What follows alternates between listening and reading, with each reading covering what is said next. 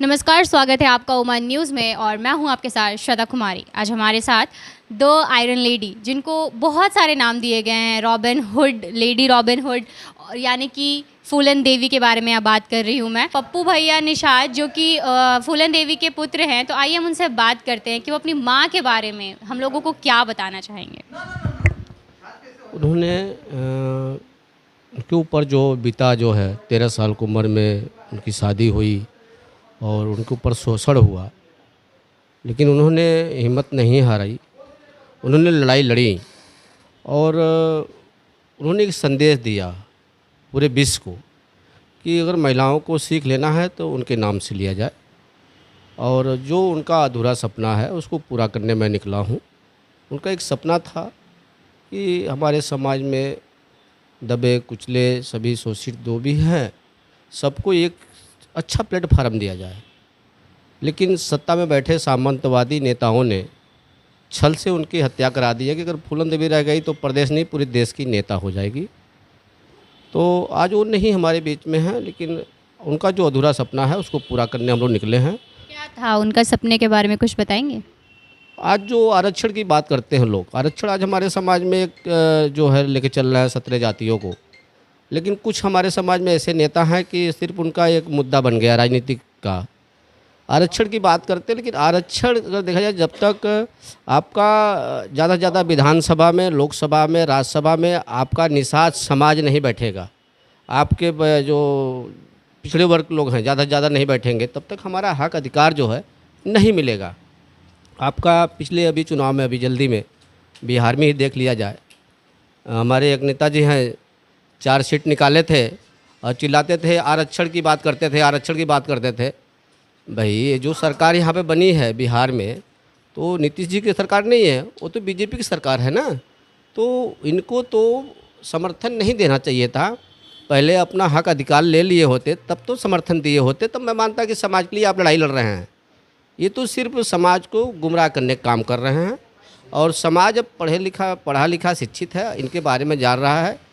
अब ये यूपी गए हैं, लेकिन इनका खेल यूपी में नहीं चलेगा। जैसे कि आप बता रहे थे कि फूलन देवी जी का सपना था हमारे समाज को लेके, तो उनका सपना लड़कियों को भी लेके होगा, क्योंकि वो एक ऐसी महिला थी जिन्होंने अपने ऊपर हुए अत्याचारों के लिए बदला लिया, उसका मतलब लोगों को उसके सज़ा दी। ठीक है, जो जिन्होंने उनके साथ गलत व्यवहार किया था, जो भी किया था, तो उनको सज़ा मिली उनके तरफ से। तो उन लोगों के लिए भी, लड़कियों के लिए भी कुछ उनके सपने होंगे, उनके बारे में क्या है? हम तट पर हैं, हम ज़्यादा अपने माताओं बहनों को और जो हमारी बेटियां हैं इस साल लायक आगे बढ़ रही हैं, हम मान सम्मान उनको दे रहे हैं, और उनको आने वाले दिन में उनको भी नेता हम लोग बनाएंगे, चुनाव लड़ाएंगे, उस लायक बना के हम लोग भेजेंगे, ताकि किसी बहन बेटी के साथ दोबारा ऐसा न हो।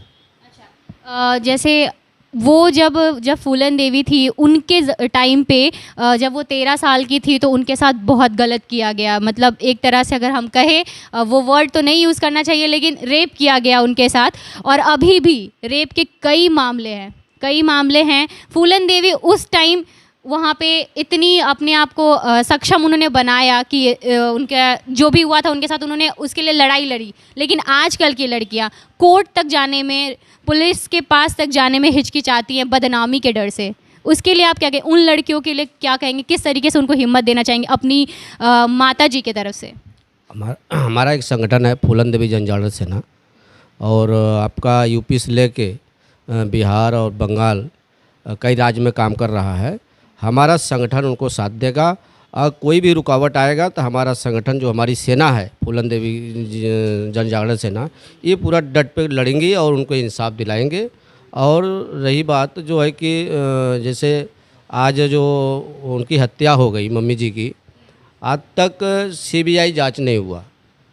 छोटा से छोटा आपके आरोसी हत्याकांड सीबीआई जांच हो रहा है, मधुमती हत्याकांड सीबीआई जांच हो रहा है, छोटी सी मामले की सीबीआई जांच होती है। लेकिन एक ऐसी संघर्षशील महिला की हत्या हो जाती है, ऐसी संघर्षशील दिल्ली जहां पर एक परिंदा पर नहीं मार सकता है, लेकिन आज तक सत्ता में बैठे ये जो नेता हैं उनकी सीबीआई जांच की मांग नहीं कर रहे हैं। मैं आपसे बस एक आखिरी सवाल करूंगी, जो कि थोड़ा मतलब अलग है, आपको शायद इसको बुरा भी लग सकता है, लेकिन एक बात बताइएगा हमें, आप कहते हैं या कोई भी जो नेता हैं या फिर अभी जो आप लोग चुनाव के लिए खड़े हो रहे हैं या जो सत्ता में हैं, वो ये कहते हैं कि हम लड़कियों के लिए कदम उठाएंगे, उनके साथ ऐसा ना हो उसके लिए हम लड़ेंगे, उनके हक के लिए लड़ेंगे।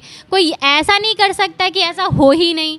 लड़कों को इस तरीके से शिक्षित नहीं किया जा सकता कि लड़के ऐसी हरकत ना करें? क्यों नहीं है, ऐसा किया जाए, बच्चे लोग को जो है पढ़ाया जाए, लिखाया जाए, उनको सिखाया जाए। हमारा कर्तव्य है कि हम बच्चों को अच्छा शिक्षा दें ताकि ऐसा दोबारा किसी के साथ ना हो।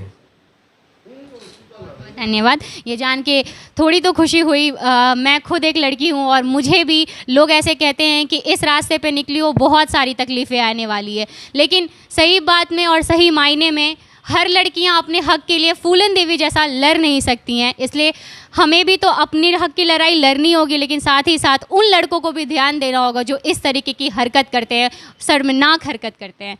और हमारे साथ थे फूलन देवी जी के पुत्र और आप देख रहे थे उमा न्यूज़। धन्यवाद।